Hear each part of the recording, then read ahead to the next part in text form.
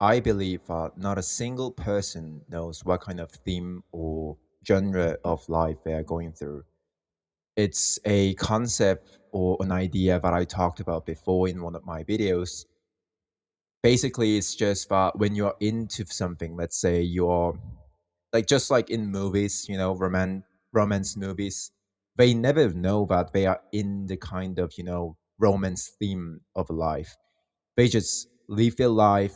They ended up with this person who could be very toxic or who's not, deciding his or her mind even after spending this long time together or anything, they never like there's not a single time when they are being aware of what kind of situation that they're in. And I think it goes the same for us like in real life as well. I do not believe that when someone says that they know exactly what they're doing, I think that it's a lie. Not because it's some kind of a cope. Like I want to tell that everyone's just living their life without knowing not a single clue like what's going on, because I am living that way, not in that way. More like just like I how I gave an analogy, not analogy, like how I interpreted our life as a genre, like different kinds of genres. When you're living that genre, like you cannot be aware of it. Like once you are being aware of it, like you that means you are out of that genre. That's how I put it. So let's say like if even if you look at your past right now, like that certain period of your life that changed a lot in you or that shaped how you act or perceive the world today, you never realized that you were in that phase of your life when you were living that period of your life.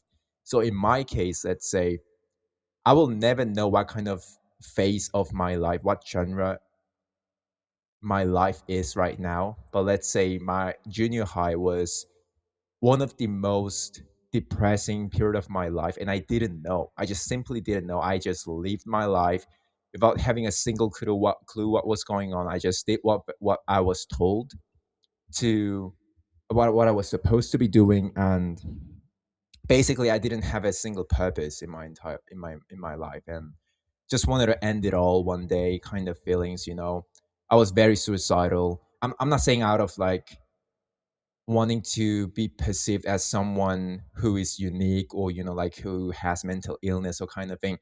I'm just saying that if as I introspect myself, you know as I look back that period of my life, I was in a very dangerous situation because of this and that.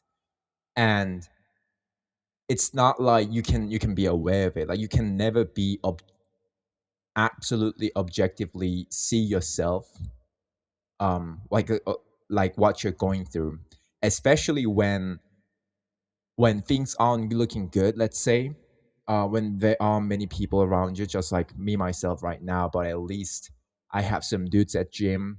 I have some people that I can talk with. Not the kind of conversations that I would like to have though. Like I still understand. I know how to play along the social norms and the rules that we have. Like the kind of hidden agreements that we have, like hidden rules that we have between strangers or acquaintances, like just friends, not close ones. So, so I have them, and I'm just doing fine. Like so far, I feel like. Um, but yeah, like even if I give you an example of, let's say, like someone going through a very difficult part, like period of his life. Let's say like he's running a business, he just launched it and it's not going well. Then like he himself has to be working at his ass off like 24/7, and it's not like he wants to, or he's being like being aware of the things. He's just, like instantly all the senses are focusing on the things that he has to be doing after the task that he's been doing. So basically like his day would be just moving from task to task, and like keep on trying to make it work. And he would look back that period of his life years after and think like, god, like wow, like I worked my ass off that period of my life, and that's how it worked out. Or like I also was lucky enough to, like make it work. So like you cannot possibly be aware of the genre the kind of genre that you're currently in, and still living that life. Because once you be aware of it, everything crashes, everything breaks down. That's just my theory. And like same goes for, let's say, someone.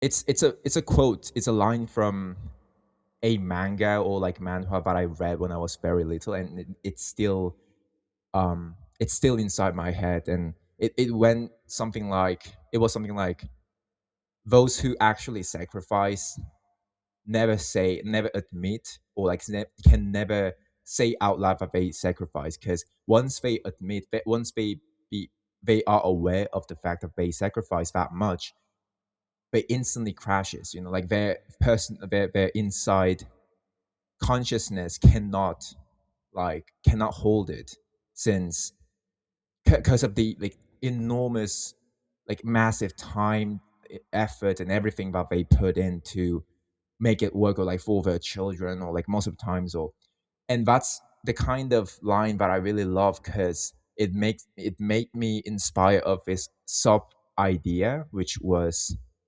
is currently what I'm talking about. Literally, like, you cannot be aware of the kind of genre that you're in. So in that sense, again, I am a huge advocate of having as many friends as possible. Not the kind of friends that I'm talking, not the kind of friends, what Aristotle says, friendship of virtue. I genuinely don't think that's even a thing. Personally, I think it's way too RNG based.